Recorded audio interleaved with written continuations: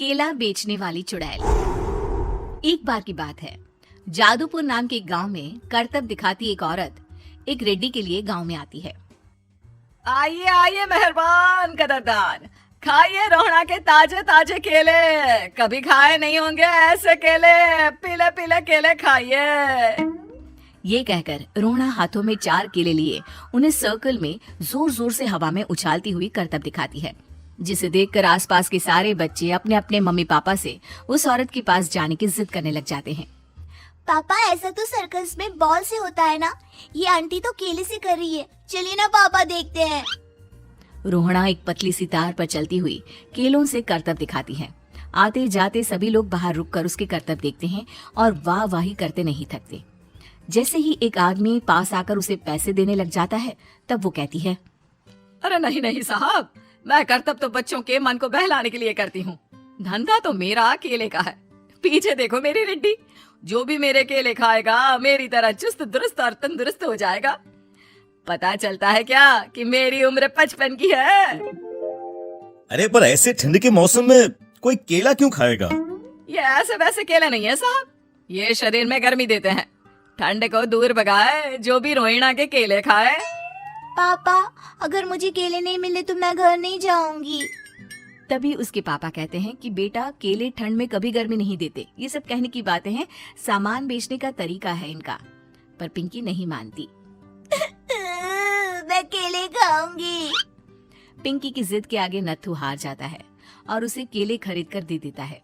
पिंकी खुश होकर केले घर ले आकर खाती है। अब मैं भी करतब करूंगी, कितना मजा आएगा। जादुई केले। पिंकी पहला केला खत्म भी नहीं करती कि वो बेहोश हो जाती है। दूसरे केले से एक काला धुआं आता है और रोहना चुड़ैल बनकर बाहर निकल आती है। मेरे भूतिया केले बच्चे न खाए, ऐसा हो ही नहीं सकता। जादूपुर वालों, कब तक बचोगे? आ गई हूँ मैं रोहना, जिसका कोई नहीं कर सकता सामना।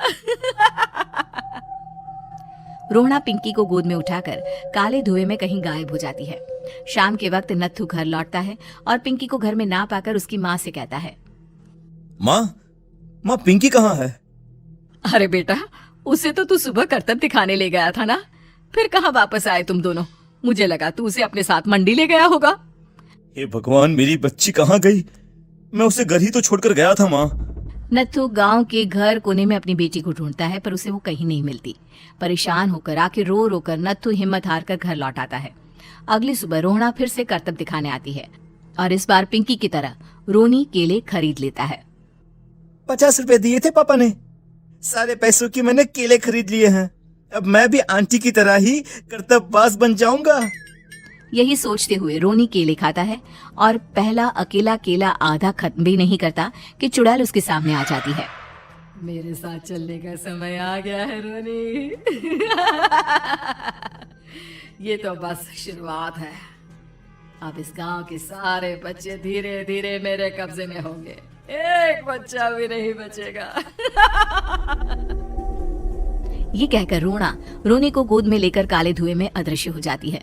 इसके बाद हर रोज गांव में से कोई ना कोई बच्चा गायब होता, पर ऐसा क्यों हो रहा है किसी को भी समझ में नहीं आ पा रहा था। रोज की तरह अपनी बेटी पिंकी की तलाश में नत्थू गांव के एक तालाब के पास बैठा रो रहा था। कहाँ गई मेरी पिंकी? शकुंतला के जाने के बाद एक वही तो मेरा सहारा थी। अरे उसकी आत्मा कोस रही होगी मुझे कि मैं अपनी बच्ची को संभाल भी नहीं पाया। नत्थू ये कहता हुआ रो ही रहा था कि तभी तालाब में से उसे शकुंतला की आवाज सुनाई देती है। कहाँ थी तुम शकुंतला? हमारी बच्ची और सारे गायब हुए बच्चे रोहना के कब्जे में हैं। वो बच्चों को जो केले देती है उससे बच्चे बेहोश हो जाते हैं और उसके कब्जे में आ जाते हैं और वो उन्हें ले जाकर काली दुनिया में ले जाती है। पर वो ऐसा क्यों कर रही है?